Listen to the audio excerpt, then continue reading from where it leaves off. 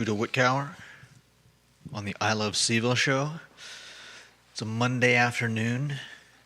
It's sunny out, beautiful looking, though the temperatures have been dropping since our nice 70-degree Friday. I'd love to have some more of that, but I don't see it happening considering this is winter. Hope you're all doing well. The topics that people care about. Okay. CRHA is looking to purchase a building on the downtown mall. Why are they spending this money on the mall? Is it a good fit for the downtown mall? Do you think it's a good fit for the mall? Let me ask you this. Do you know what CRHA does, Judah? Not exactly. Have we gotten to the point in downtown Charlottesville where an organization that very few in this community know what they do are taking one of the few marquee positions on a retail restaurant and experiential 8-block pedestrian mall? And I'm not trying to throw any shade here. We're going to talk about this on the program today. But first, let me ask you this. Viewers and listeners, what does CRHA do? They're all about public housing. Very few could answer that question, including your co-host, Judah. The second, and Judah follows the news. The second, I'm going to ask you this. Is a redevelopment and housing authority, is it going to be a headquarters? A community interaction point? Something that's going to drive tourist, local, and student revenue engagement on the downtown mall? This is a fair question. We're going to talk about this on the program. Sean Tubbs has got excellent reporting on this. He reports the facts, and he's damn good at reporting the facts. Sean Tubbs, I sincerely mean that. What we're very good at is giving commentary, opinion, and forward analysis. And anyone who watches this program knows that I have personal equity, sweat equity, financial equity, and more in the downtown mall like you guys do as well. I want to talk about this topic. A redevelopment and housing authority on the downtown mall. Let's unpack that. We'll unpack the feasibility and the success of businesses in Fashion Square. New restaurants are opening there, which I'm somewhat surprised by. Judah has a restaurant review from his experience over the weekend. That restaurant, Judah? Desayuna con Gomez. Was it amazing? It was great. Okay. And Judah's very... Hardly a surprise, but it's good to hear that from you. I would say that you are as tough a critic as there is out there. Yeah. Is that fair? Sure. We'll talk about that on the show. So much to cover on the show. No, Bill McChesney, it is not the Dewberry Hotel that they purchased. That would be maybe so much to cover on today's show. Judah Whitcower, Jerry Miller, the I Love Seville show. Give the show a like and a share anywhere you are watching. Judah, we'll rock and roll here when you're ready. Quiet on the set.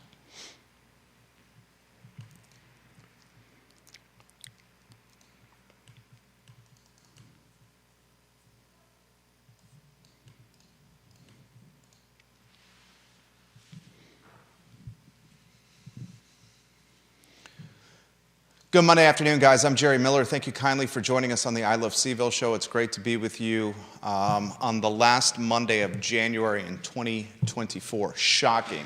Time is flying right before our eyes. A lot to cover on today's program, including, I'm surprised. It even takes me aback to say this. The Charlottesville Redevelopment and Housing Authority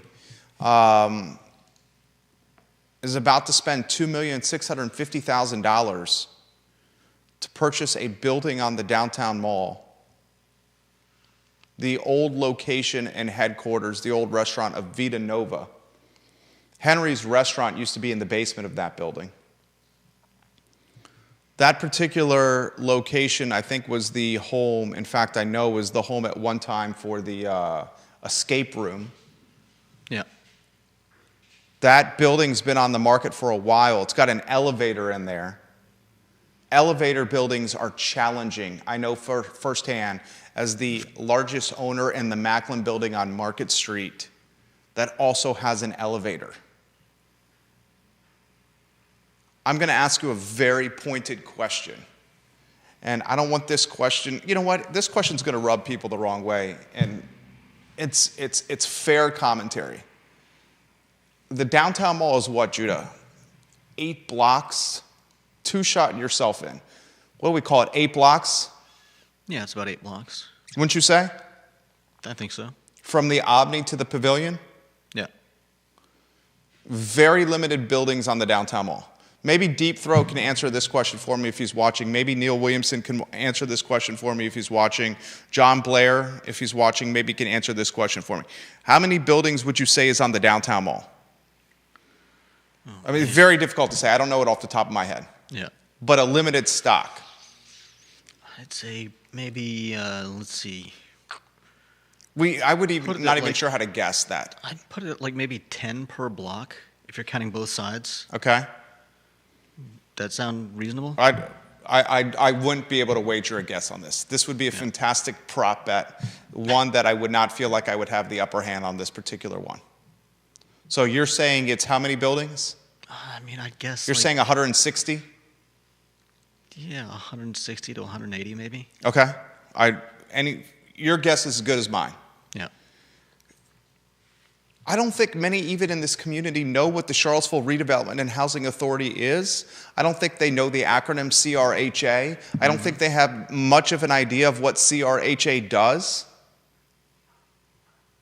And right now we're on the cusp of watching the Charlottesville Redevelopment and Housing Authority, which I'm going to unpack this just from a common sense perspective, of spending $2,650,000 to purchase a building on the downtown mall, a building that is not set up to be converted to housing by any means. I'll unpack that for you, why it's not a good building for housing.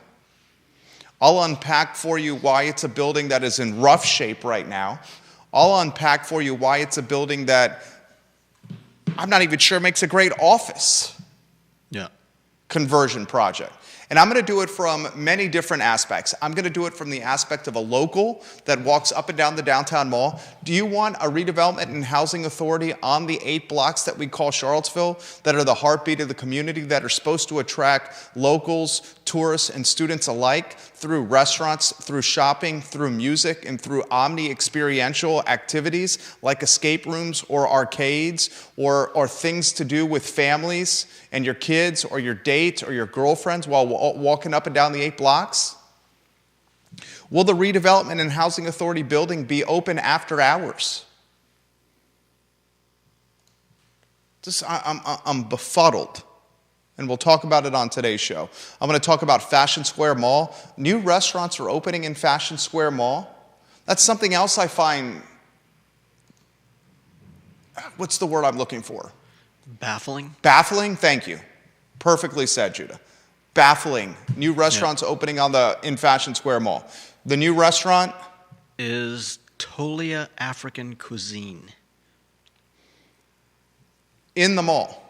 How feasible is that? What is the feasibility of success for someone spending their hard-earned money to open a restaurant in a mall that is an afterthought when there are vacant storefronts and high-traffic districts everywhere in the city in Albemarle County? Mm-hmm. I mean, is the mall giving away the restaurant at $1 a square foot, $2 a square? I mean, I hope to God it's an incredible deal. We'll talk about that on today's show. I want to talk Desayuna con Gomez. Judah Wickhauer himself has a restaurant review. You want to give him a tease on that? I mean, it's hardly a surprise if everybody who's been to Tacos Gomez, the food truck knows that they always have quality food. Consistent. Yeah, consistently delicious food, and they're the kindest people as well. And your experience? It completely holds up to the quality of the food truck. Wow, fantastic review. I can't wait to hear what you had. Did you take any photos? I didn't take any photos. Okay, I cannot wait to, John Blair, welcome to the show. I cannot wait to hear your review. Pretty much across the street, right, of their food truck? Yeah, right across the street.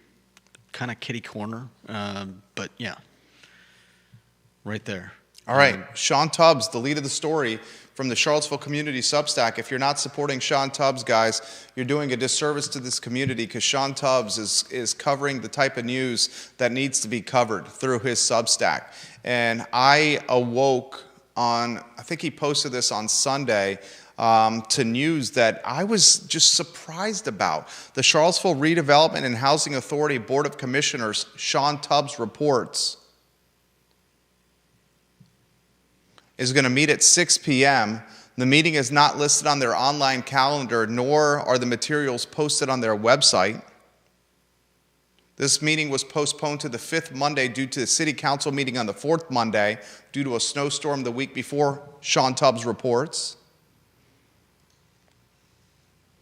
The board is going to go into closed session to discuss the sale and purchase of property.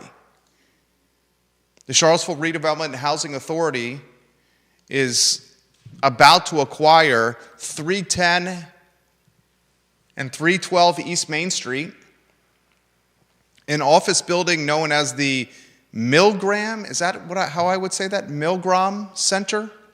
Built in 1916, that last sold for $1.9 million. This was the home of the old Vita Nova Pizzeria. This at one time was home to Silverchair before they expanded next door to the hardware store building.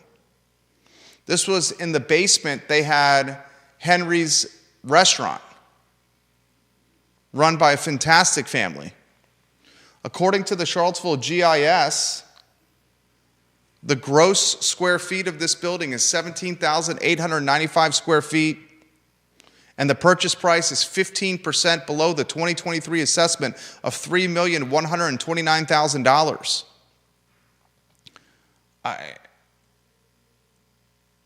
Deep Throat's got the number we're looking for. Thank you, Deep Throat. God, he's effing good. Can you put his photo on screen? Number 1 in the power poll. Number 2 in the power poll, John Blair offering some perspective, which I will get to as well. He says, Jerry and Judah, it looks like just under 100 parcels on the downtown mall. And I'm using all East Main parcels and West Main parcels with a 200 block or lower address from the GIS. What a housing authority buying a building on the top commerce, dining, music, and omni-experiential district in a 10.2 square mile city. I'm going to ask everyone watching this program a sincere question. What is the Charlottesville Redevelopment and Housing Authority? Judah, what is your answer to that question? Not trying to put you on the spot. Frankly speaking, it wasn't until I started taking a really deep dive on this show that I knew what it was. I mean, my guess would be that they have something to do with low-income housing, helping people get into places. I don't know. A resident center, CRHA is a resident centered, this is from their website, a resident centered organization committed to excellence in providing affordable quality housing, revitalizing communities, supporting resident involvement, and promoting upward mobility and self-sufficiency through partnerships in the public and private sector. Their commissioners and management team. The chair of the board is Dr. Wes Bellamy, the former city councilor. The vice chair is Ms. Bridget Wicks, the treasurer, Laura Goldblatt, Judy Sandridge, one of the commissioners, Javier Radula is one of the commissioners, Michael Payne on the board, city councilor, two-time city councilor, Alice Washington. The CRA management team, Mr. John Sales, the executive director. Is it Sales? Is it Salas? I hope I'm not mispronouncing his last name.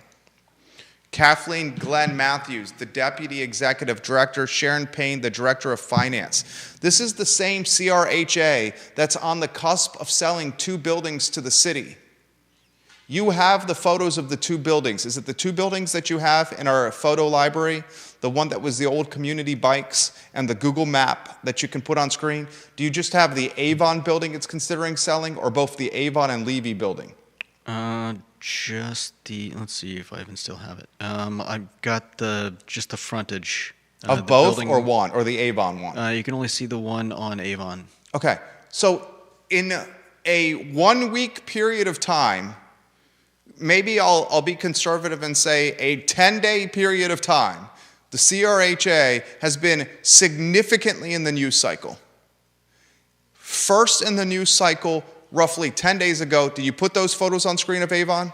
And Yep. then the Google Maps if you can? Mm-hmm. CRHA is the talk, it's reality, selling 2 buildings on Avon and Levy. The Avon one is the most recognizable one, the home of Community Bikes, the nonprofit that provides bikes to kids and adults, to the city of Charlottesville for $4 million.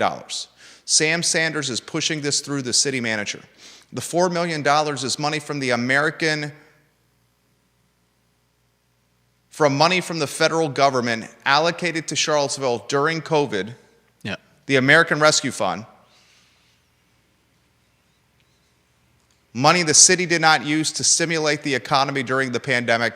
Instead, they just put it in an account, accruing very little interest, as opposed to putting the money on the street to help small business during a pandemic. Instead of losing the money because they hadn't spent it, the city is going to take the money and shuffle it from one coffer, city coffer, to the CRHA coffer. It's going to take 2 buildings from CRHA ownership and put it into city ownership. And the talk was a homeless shelter in Tony, prestigious, affluent Belmont. Belmontonians pushed back on a homeless shelter. Sam Sanders then trickled his commentary back and said, all right, it might not be a homeless shelter. It's going to be buildings used to provide valuable resources to the homeless, but we're not sure what those valuable resources are yet. Everything we're hearing and what we hear is, the track record is there, is it's going to be a shelter.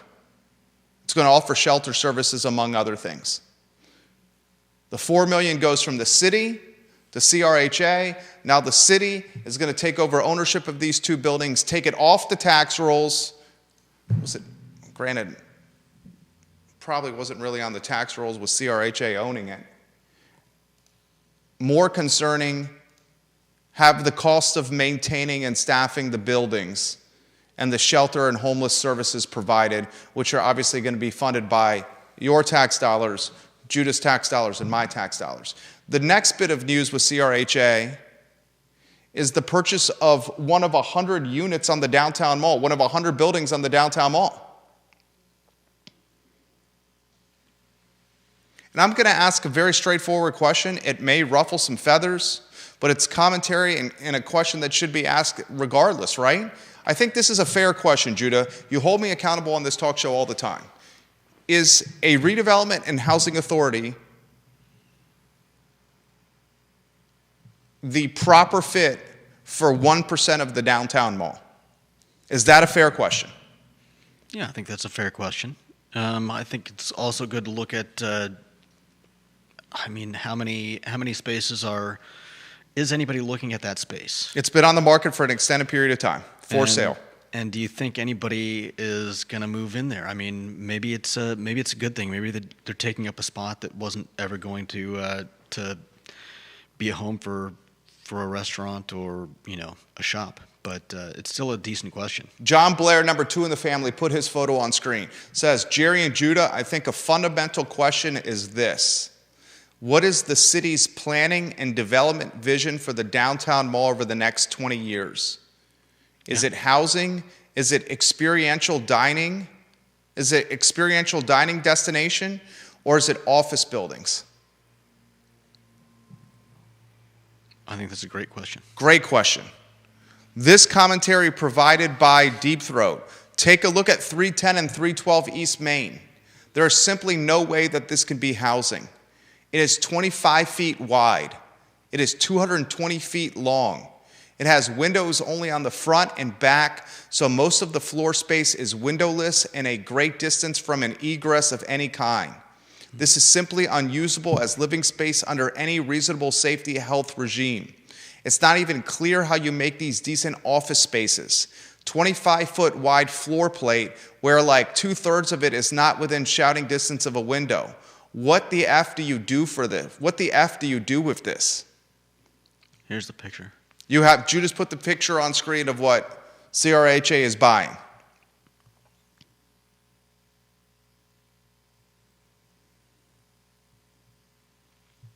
Gloria Gibb watching the program. Gloria, I think that's on your end.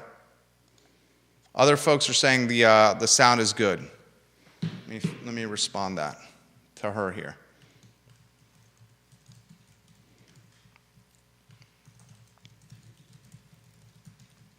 Interestingly, there's someone who may know buildings like this very well, and that is yours truly. I am the largest owner in the Macklin building on Market Street. The Macklin building only has windows on the front of the building and only windows on the back of the building. Mm-hmm. The Macklin building also has an elevator, as does the CRHA purchase on the downtown mall. The Macklin building is a condoed building with commercial on the first and second floor and residential on the third floor. All this you can find on the GIS. The units on the third floor, residential, unless you're on the front or the back, have some natural light. Skylights are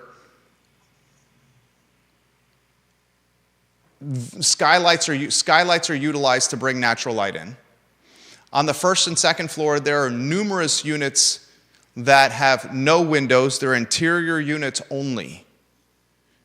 I own one of those on the second floor, interior unit only.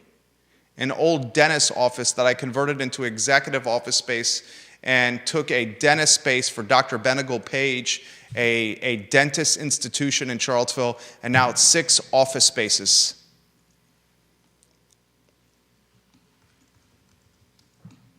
Gloria, no one else. I hope you resolve this. Others are not having this issue, respectfully. But I appreciate you very much for watching and listening to the show. Vanessa Parkhill's photo should be on screen. She says, maybe the first question we should be asking is, why didn't the city spend the money on economic development and COVID closure related to support for the community? I think that's a great question. I think that's what I've been trying to emphasize.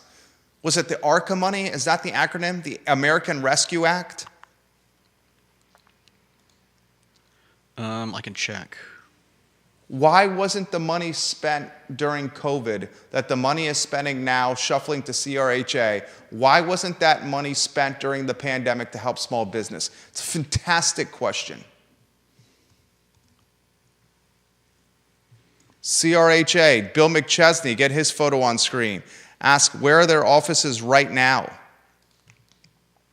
Well, let's go to their website. Still on their website, it says, due to the COVID-19 pandemic, the CRHA rental office is closed to the public. Probably should update that language on the website. No doubt. They have a P.O. box listed and phone numbers for maintenance and a main phone line only, and they've removed all location, address information and says the office is closed because of COVID. Is COVID over? I believe it has been for a little while. Can I say it's over, or am I going to have some folks berate me for saying that? Probably both. Thank you. So you're saying either way. Is that what you're saying?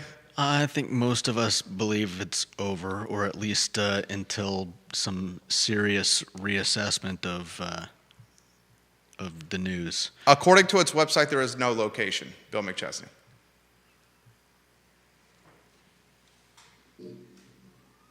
Is it an opportunity for CRHA to build a branding position? That could be it. One of the reasons I love Seaville, where we're at now on Market Street, I previously had our headquarters and the first stages of our podcasting studio on the second floor. We had a great office on the second floor. 2 balconies and 2 windowed offices, including one corner office that I called my own, overlooking Market Street, overlooking the Enterprise Center, overlooking Morgan Stanley. QIM was across the street at the time. It was a great spot. It was quiet. It was remote. It was safe. It was on the second floor. But I made a strategic decision of purchasing this storefront in the Macklin building from former head UVA athletic trainer Joe Geek in a negotiated seller finance deal. The reason I made that purchase was I wanted the visibility of I Love Seaville in the storefront with 10,000 cars driving by it every day. And it raised our visibility tremendously. We've been here 7-8 years since I made the deal with Joe Geek. Is it a perfect place for a podcasting studio? No. You guys have heard it. When the police or the fire trucks or the ambulances go by, you can hear the sirens on the microphones. If there's loud noise out there, you can hear it on the microphones.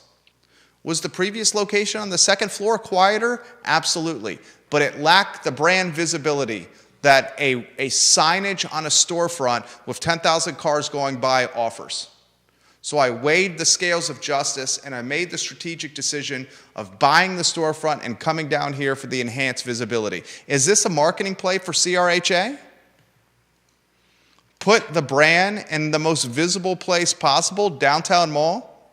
Could be a way to get more more visibility in the city.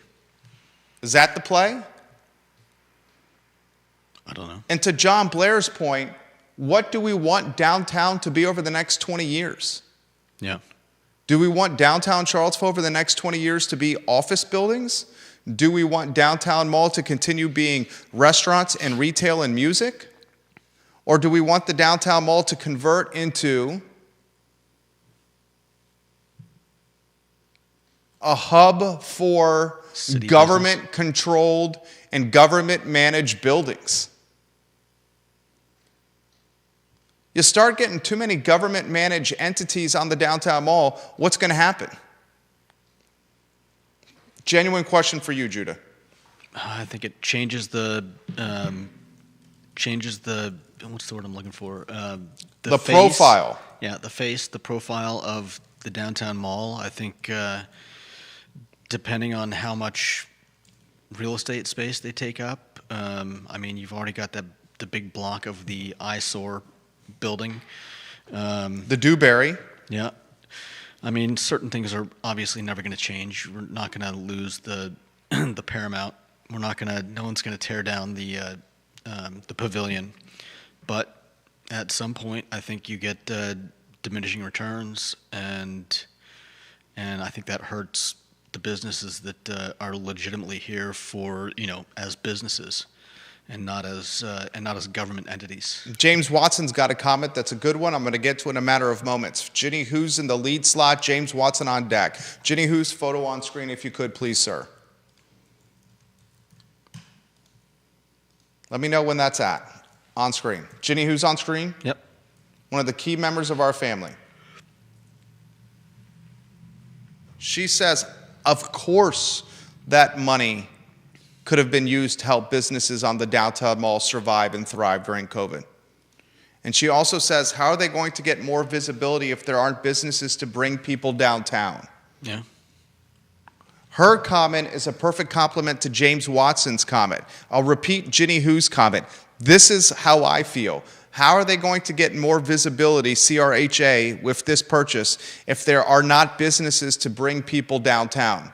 James counters Ginny Who's comment by saying this: why are we so bothered by the CRHA purchase?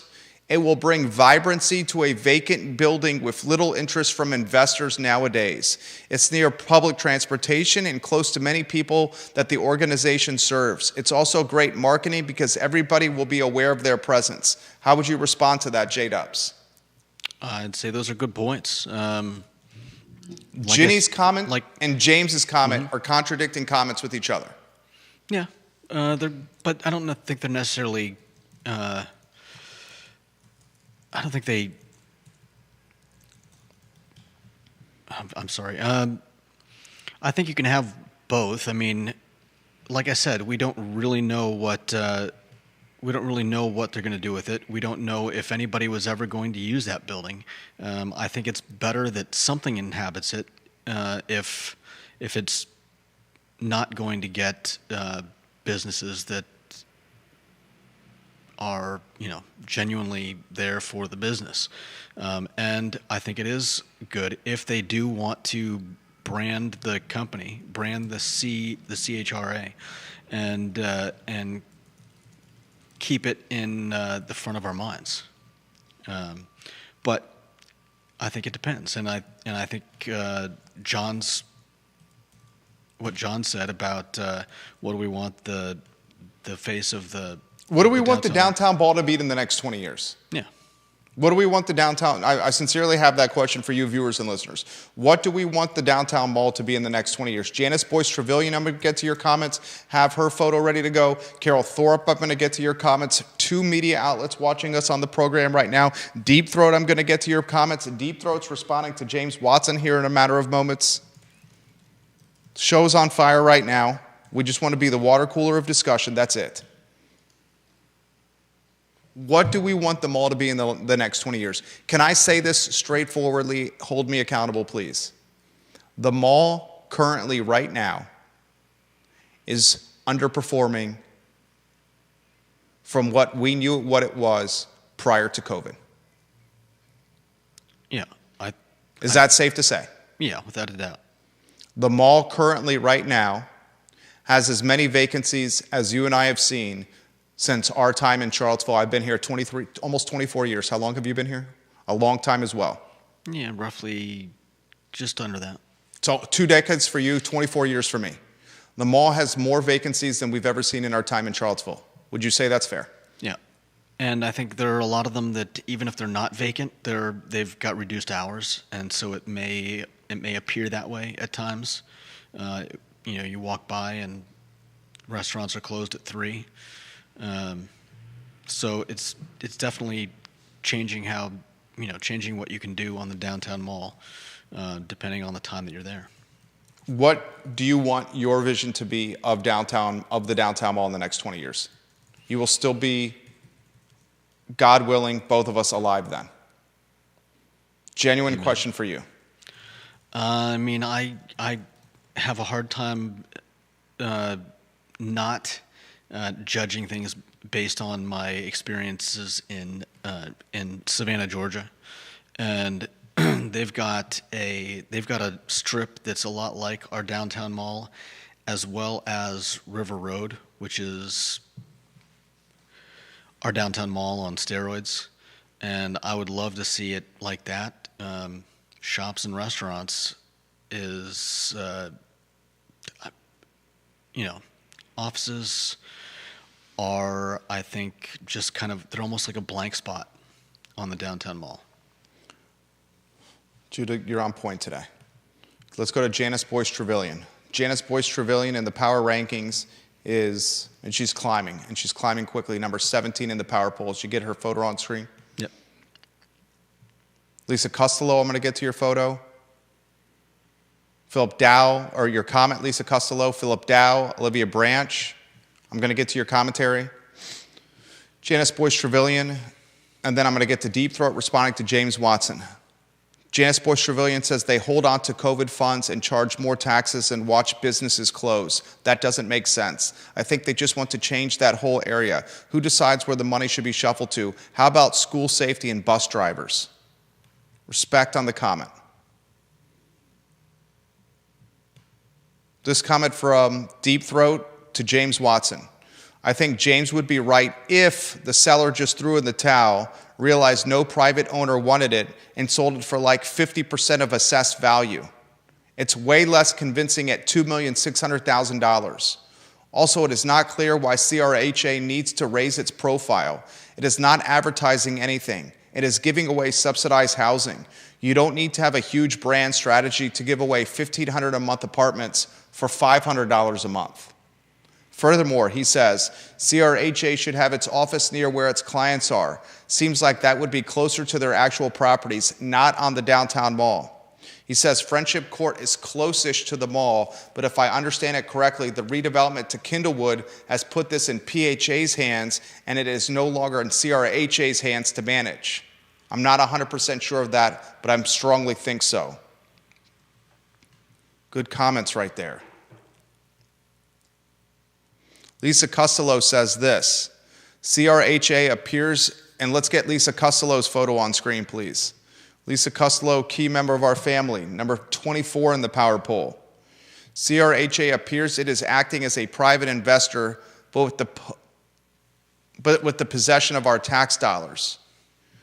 Lisa Costello says it appears CRHA is competing with the real estate market. How much is CRHA supposed to be involved in the real estate market? Philip Dow, his photo on screen. It's obvious that we want the mall to be a friendly public and small business environment spot. This is all on Sean Tubbs' reporting on his Charlottesville Community Substack. He does a great job, Sean Tubbs. Please support him.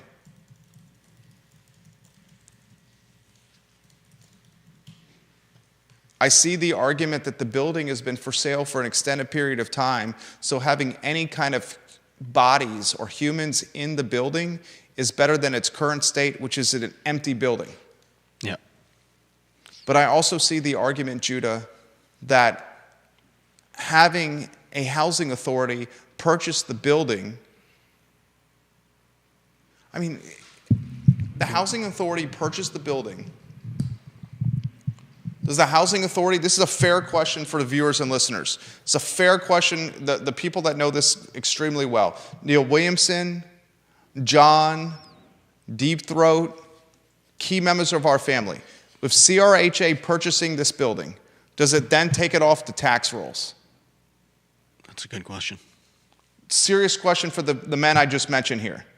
If CRHA purchase this building, which Sean Tubbs is reporting that they're going to purchase, and Sean Tubbs has got this on the lock, does it take it off the tax rolls? If it takes it off the tax rolls, doesn't that increase the tax burden for citizens? Is CRHA using taxpayer resources to purchase the building?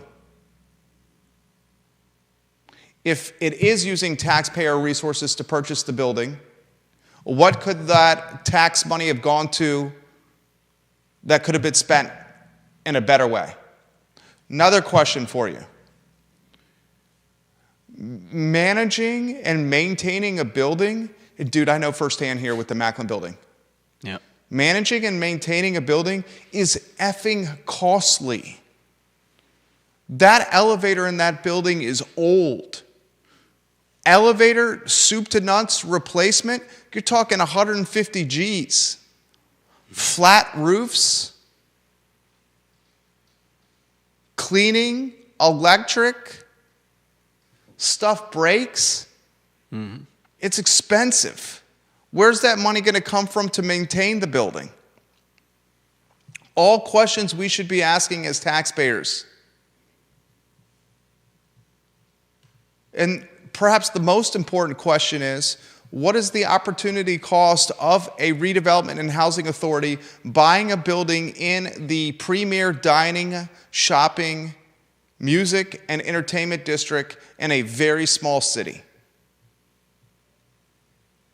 Vanessa Parkhill, where does CRHA get its money to operate? 100% city tax funded? Deep Throat, every property CRHA owns in the city is listed as tax exempt. So I assume this would be one as well. Yeah. This is worse than the University of Virginia buying a building in some capacities. Want to know why? Go ahead. When the University of Virginia buys a building, what does it do? It takes it off the tax rolls, right? But UVA pays to maintain it. Yeah. They pay if the elevator breaks, it needs to be replaced. If there's foundational issues, if there's electrical issues, if there's plumbing issues, window issues, any kind of issues, the university is paying for it. Yeah. CRHA is getting that money from us. If the property is off the tax rolls and something goes wrong with it, do we also pay to fix it? There. That's why we have to ask ourselves, if the city's spending $4 million with CRHA to buy a building on Avon and a building on Levy to turn it into a homeless shelter in Tony Belmont, and then having to staff it and maintain them moving forward, is that a good use of taxpayer resources? Because when they maintain those buildings, who's paying for it? On the other side of things, though, if they're buying a building, does it matter where they buy it? They're going to take it off the tax rolls. I don't follow. Well, I agree with what you're saying, but if they're planning on buying a building anyway, wherever they buy the building, that building is coming off the tax rolls, correct? If the city buys a building, If CRHA is buying a building, whether it's that one, but they could rent. fair enough. They don't have to purchase. Okay, fair enough. They could just rent it from a private owner. Right. And the private owner is still paying the taxes on it. Yeah. By buying it legitimately cannibalizes a $2.7 million tax roll. Yeah. Those are good points. Carol Thorpe, her photo on screen, please. Queen of Jack Jewett, she's watching the program. Carol Thorpe is, what's your ranking, Carol? You're a key member of this family. Number 9 in the power polls for Carol Thorpe. As I attempted to allude, Carol Thorpe says, when I first raised the issue of the off-designation spending of excessive COVID funds following the pandemic, followed the political trail. The millions of dollars were funneled from a Democratic president and administration through to Democrat-controlled state and city governments as a small part of the greater effort of wealth distribution. She also says, understand that this phenomenon of millions unspent COVID monies in largely Democratic cities is not limited to Charlottesville. It is happening all over America.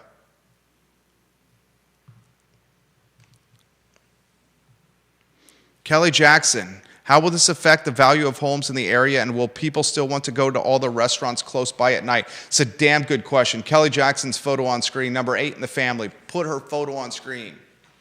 It's a damn good question. I raised this question about and Jim Hingley, who watches this program. Jim Hingley needs a ranking. We need to get Jim Hingley in the power poll. He watches the program. He routinely offers great commentary. Mr. Hingley, if you're watching the program right now, I respect your commentary tremendously on the show. He made the comment of I believe it was the shelter in Fifeville? In fact, I can look at my texts. I can read my text so I make sure I'm getting it 100% correct.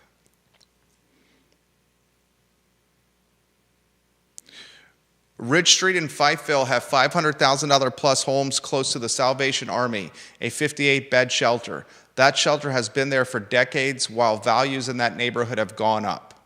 So he's making a very convincing argument that the Salvation Army in Ridge Street and in Fifeville have not impacted the values with the shelter being next to homes.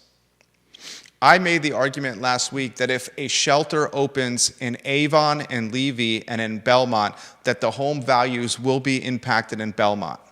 I think the difference, and I wish he was watching the program so he can offer some commentary here, the difference is this.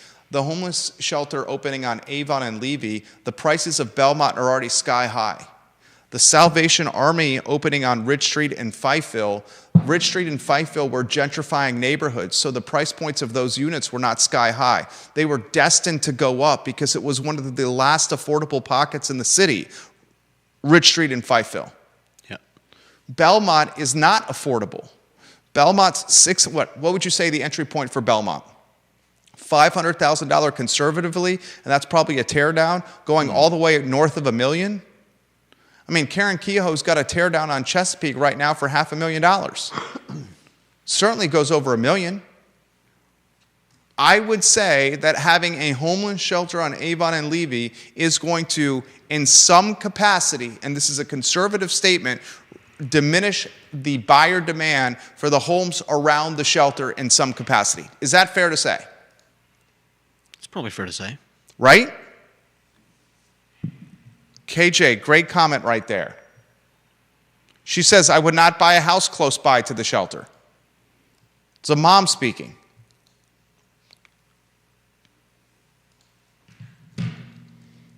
Janice Boyce Trevelyan, I don't know if those commissioners are being paid.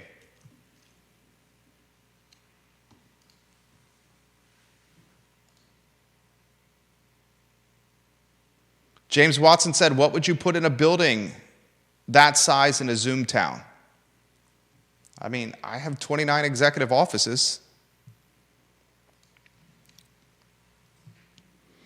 Lisa Costello,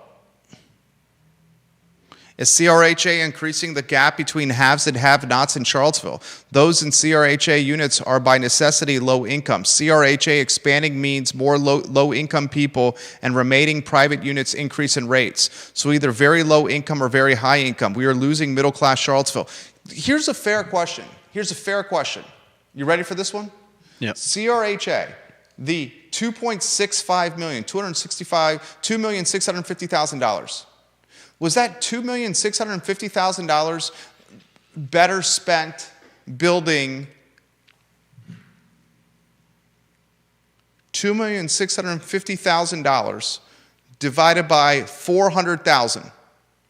Let's say they get some subsidies. I'm sure they have the opportunity to get some subsidies. Let's just call it 400. Was that better spent building seven $400,000 houses? How about apartments? $2,650,000 divided by $250,000. Was that better spent building 11 apartments or acquiring 11 apartments as opposed to doing whatever they're going to do on the downtown mall? It can't be housing. Right. Has there ever been housing on, besides some of the... There's housing on the downtown mall. They're usually... There's apartments on the downtown mall. There's penthouses on the downtown mall. Yeah. Penthouses on the third floor of this building. Right. But not like entire buildings that are housing. No, normally it's mixed use. Yeah. With retail and commerce on the first floor and housing above it. Right. Many of the buildings have housing above it. Yeah. If it's a redevelopment and housing authority, isn't its primary goal to do redevelopment and housing? Is the primary goal of a redevelopment and housing authority to buy one of 100 buildings on the downtown mall for $2.65 million? That's a good question. Shouldn't we be asking that question? I think we should be asking what they plan to do with it and whether it's worth the money that they're spending.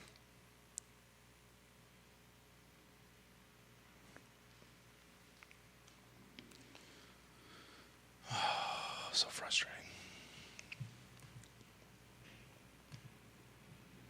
You'll see this in the news tonight.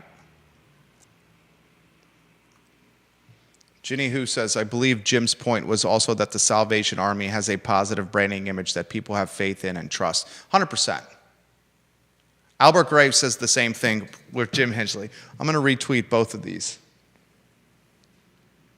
I'm going to retweet Albert Graves and Ginny Hu. Let's get Albert Graves' photo on screen, please. Number 10 in the power poll. Today we've had number 1 comment, Deep Throat. Number 2 comment, John Blair. Number 4, Ginny Thompson. Number 5, James Watson. Number 6, Vanessa Parkhill. Number 8, Kelly Jackson. Number 9, Carol Thorpe. Number 10, Albert Graves. Oh, and I can't forget the other comments that are coming in. I'm going to get to in a matter of moments. I completely need to reiterate what Ginny and Albert have said. The Salvation Army is a worldwide brand, Albert Graves says. What's the brand of the new homeless shelter? And Ginny says, I believe Jim Hinchley's point was also the Salvation Army has a positive branding image that people have faith and trust in. The one that Charlottesville is going to do on Avon and Levy, what is the brand going to be? The Charlottesville Homeless Shelter? Charlottesville City Hall Homeless Shelter? Local government in the homeless shelter business? What's the positive branding image of that?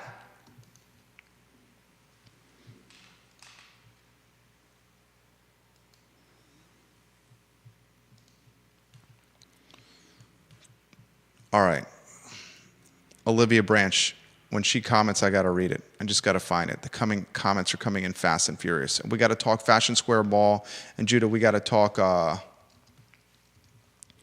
your restaurant review.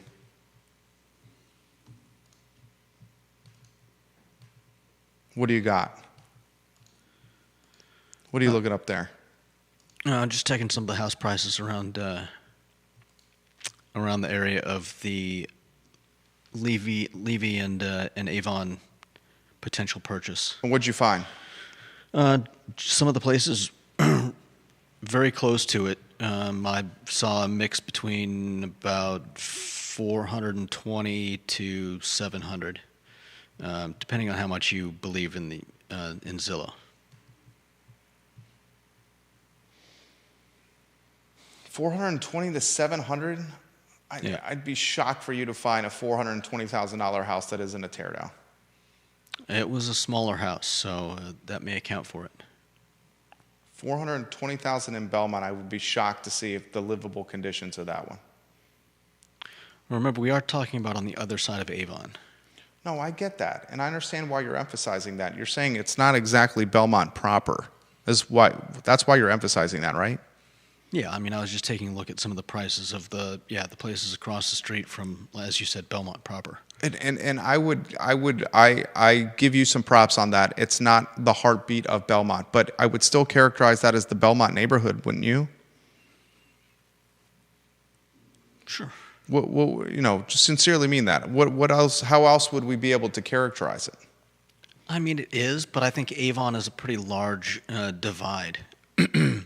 No, 100%. 100% it's a large divide. I totally agree with you. Like, for instance, once you get on the other side of 250, are you really in the Park Locust neighborhood? Yeah. Right? Right. Like, once you cross that bridge, 250, you're going to see a massive drop in price points. Yeah. And if you head down, like, say, Hinton is right around the corner. And Hinton's great. Yeah. But that block from Avon to 6th Street basically points downhill directly towards Friendship Court, or what are they calling it now? Kindlewood. Yeah, Kindlewood. And that may have some effect on the tone of the neighborhood as well. You're on point today. Olivia Branch, I can't find your comment. I wish I could. I wanted to read it. She was talking about what her comments are coming in fast and furious, what her vision is for the downtown mall. Kelly said, I would like to see money going to mental health and drug and alcohol help, more resources for the unhoused, as opposed to them getting into the real estate purchase game. Yeah, I think we've discussed in the past the problem with building for the houseless. Not that we don't want to support them and give them a place to sleep, but at what point do you become an epicenter, a magnet? Yeah, people say, "Oh, Charlottesville's building housing for the homeless," and that brings in the possibility of more and more and more. It's like what's happened with San Francisco.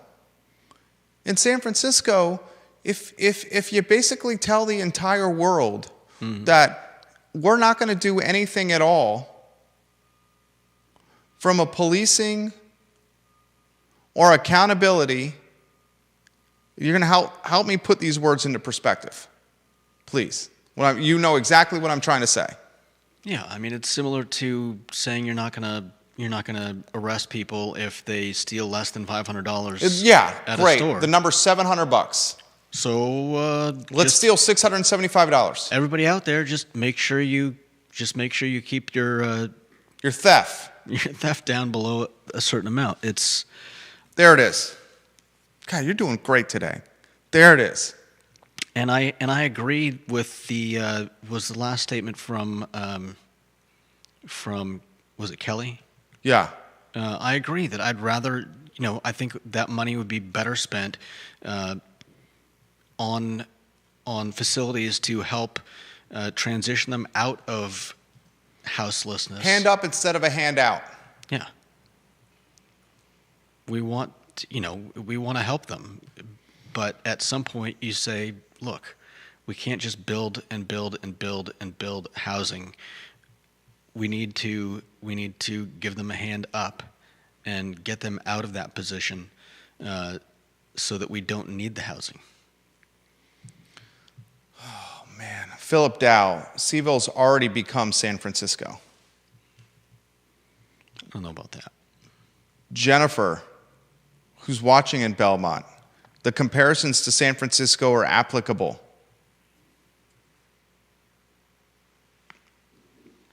Deep Throat. This is San Francisco. Allow homelessness to fester, and your mall goes from being full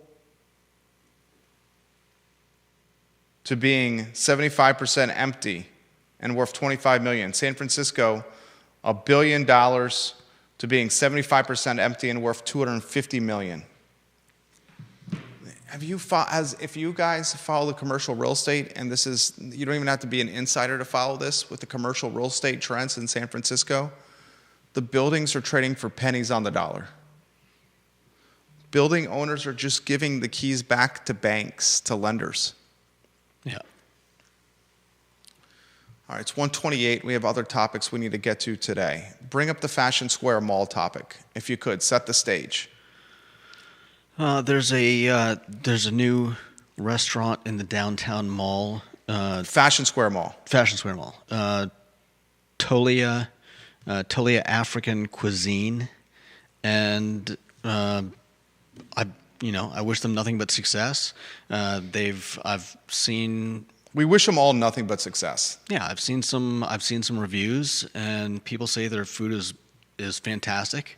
But I wonder about the feasibility of starting a business in the downtown mall. I mean, the downtown mall website directory is the Fashion Square Mall. Fashion Square Mall. What do I call it? Downtown Mall. The Fashion Square Mall website looks like it hasn't been updated in quite a while. Whoever's managing the website of the CRHA website, CRHA, that says they don't currently have an office, it's closed because of COVID, might be managing the website for Fashion Square Mall that has a directory that's still listing Red Lobster. Still listing Red Lobster and businesses that are not actively there, and forgetting to list the businesses that are paying them rent and are currently trying to keep their lights on. Yeah, and I wonder, how much the money that you pay in rent for the Fashion Square Mall is with the expectation that the Fashion Square Mall will be bringing people in. A portion. You know what that's called? That's part of your CAM charges. Common area maintenance.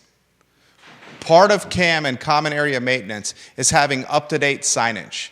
And up-to-date signage is digital signage as well, which you can make a legitimate argument is more important than actual signage because more people are utilizing the internet than seeing a tiny sign inside Fashion Square Mall that lists the vendors in the mall. Right. 100%. Great point, Judah Wickhauer.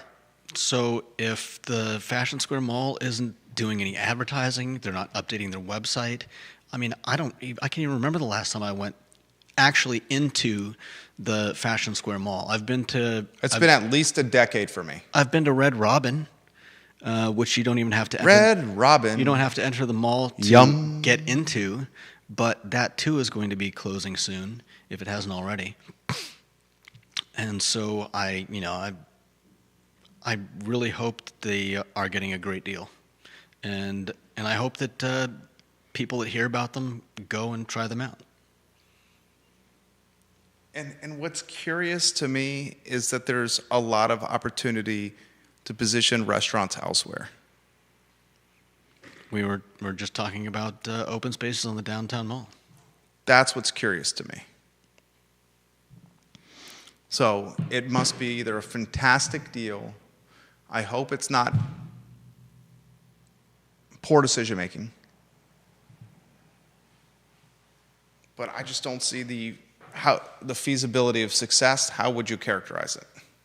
I mean, I would love to see numbers for how many people are going through the Fashion Square Mall on a daily basis. But anybody that's been there can attest to the fact that 5-10 years ago, you'd go and see, packed. I would say more than 10 years ago. Packed. Food court? No. I'm talking about the parking lot. It's just rows and rows and rows of cars all parked. Sometimes you had to search long and wide for a good parking spot. And now you basically got one section of a gigantic parking lot that is pretty much the only place that you're going to see many cars. Devil's advocate, if you're launching, would you go farmers market or Fashion Square Mall? If you're what? If you're launching a food and beverage business, a restaurant, where would you have greater feasibility or long-term success? Doing the 3 to 5 farmers markets a week or Fashion Square Mall? I think I can make visibility-wise, definitely the farmers markets. I 100% agree. If I had the manpower, I'd try to do both. But that would be difficult, especially just launching. I 100% agree with your last statement, though. The 3 to 5 farmers markets that charge you minuscule amounts for a stall are going to give you way more brand visibility than being 24/7, 365 in a restaurant space in the food court of Fashion Square Mall. Yeah. And we've seen many restaurants birth from the farmers markets. I may have to go to the Fashion Square Mall and check things out. All right, Judah's going to go. When tell the viewers and listeners, are you willing to go this week? Yeah, I think I can probably make it this week. Go check it out. Let us know what you find. Photos and notes would be amazing. And that's a perfect segue into your restaurant review. Well, I've pretty much given some of it. It's a great place.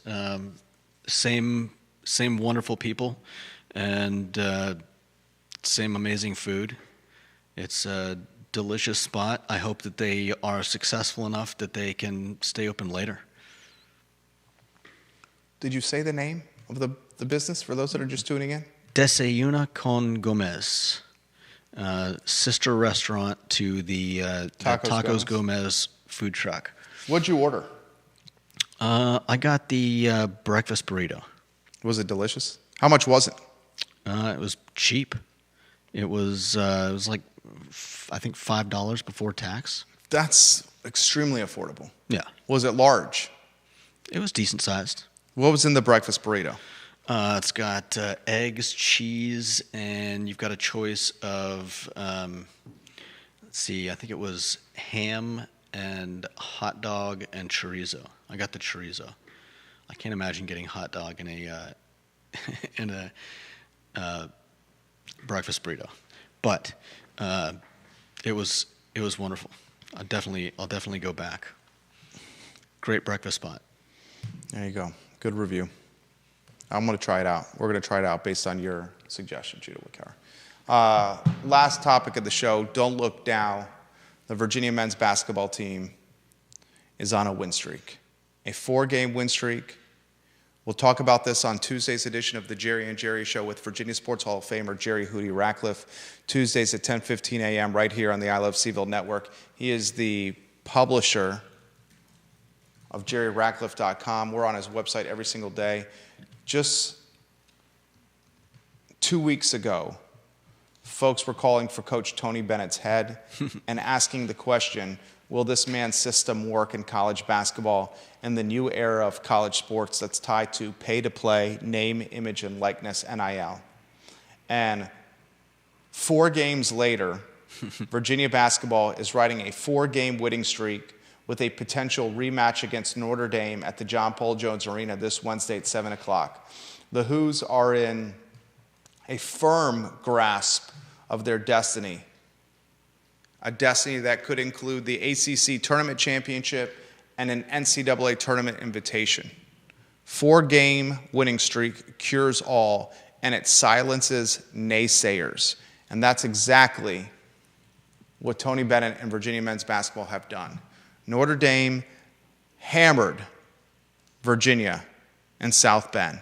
And now the Wahoos have an excellent opportunity to get a little bit of revenge and to take this winning streak to 5 as we head into the meat and potatoes portion of the 2023-2024 ACC regular season schedule. I'm looking at the schedule right now, and ladies and gentlemen, the Wahoos are in a very good position to finish in second place. North Carolina is 9-0. They have yet to lose a conference game, number 3 in the country. Duke is 6-2 in conference play. UVA is 6-3 in conference play. The Wahoos are a half a game back from the Duke Blue Devils, who are 7 in the power polls in the national rankings. Tony Bennett is a Hall of Fame coach, and we should never doubt this man. Put the man's name on the court and give him an opportunity to take the season from start to finish before you start questioning the pack line defense. You start questioning his management of the transfer portal, and you start questioning if the game has gone beyond him. It has not. Jordan Minor, and Dante Harris give this team a different dynamic, and Ryan Dunn is starting to play some NBA lottery pick basketball. Very pumped for this. That's the Monday edition of the I Love CVille show. Judah Wickhauer hit a grand slam today. My name is Jerry Miller. Thank you kindly for joining us tomorrow, 10:15 a.m., the Jerry and Jerry Show with Jerry Hootie Ratcliffe. So long, everybody.